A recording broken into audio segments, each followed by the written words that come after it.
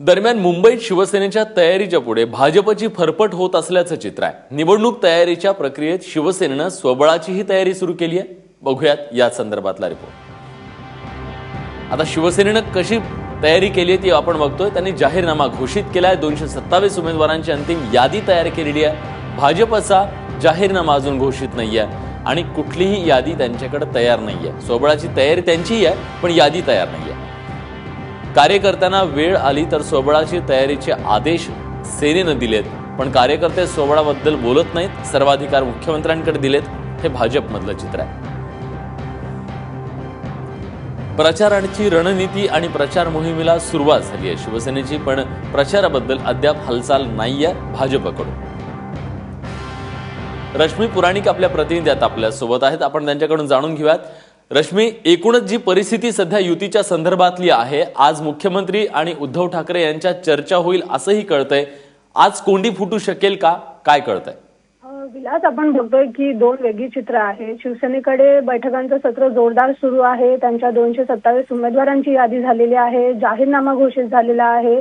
26 तारखेला सभा देखील घोषित झाली आहे। तर दुसरीकडे भाजपामध्ये मात्र फक्त त्यांचे जाहीरनाम्याला एक अंतिम रूप देणं झालेलं आहे, परंतु तो फायनल झालेला नाही। तो कधी प्रकाशित होणार हे सांगता येत नाहीये, कारण बोट दाखवलं जाते की युती नेमकी होणार आहे की नाही माहित नाही। युती झाली तर त्यांचे मुद्दे आम्हाला घ्यायचे आहेत, म्हणून त्याबाबत भाजपा म्हणते आम्ही युती होते का त्याची वाट बघतोय।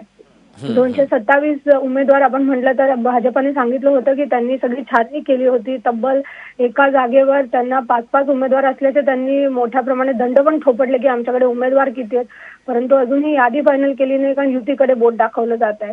त्यामुळे आपण बघतो की चित्र असं आहे की शिवसेनेकडे एकीकडे जोरदार तयारी चालू आहे, पण भाजपा मात्र युती होणार का, शिवसेनेमागेच त्यांची फरफट चालू आहे। त्यांच्या कोणत्याही नेत्यांना विचारायला गेलं तर त्यांचं हेच म्हणणं आहे की युतीबाबत जो निर्णय घ्यायचा ते मुख्यमंत्री घेतील, त्या निर्णयानंतरच आम्ही करू। आम्ही आमची स्वबळाची तयारी मात्र सुरू केली आहे, पण नेमकी ह्याबाबत कॅम्पेन सुरू झालंय का, त्यांची सभा कुठे होणार आहे, जाहीरनाम्याबाबत काही स्पष्टता दिसत नाहीये। काल मध्यरात्री साधारण 12 नंतर आशिष शेलार आणि मुख्यमंत्र्यांची वर्षावर भेट देखील झाली आणि 2 तासाहून अधिक वेळ ही भेट झाली आहे। या भेटीला तपशील देखील कळू शकलेला नाहीये, परंतु भाजपामधले कोणतेही नेते असतील किंवा युतीच्या चर्चेमध्ये असलेले मंत्री असतील, कोणी देखील एक शब्द काढायला तयार नाही। सगळ्यांचं म्हणणं आहे की मुख्यमंत्री निर्णय घेतील। मुख्यमंत्र्यांनी आधीच स्पष्ट केलेलं आहे की शिवसेनेने जो 7 जागांचा प्रस्ताव दिलाय तो मान्य नाहीये।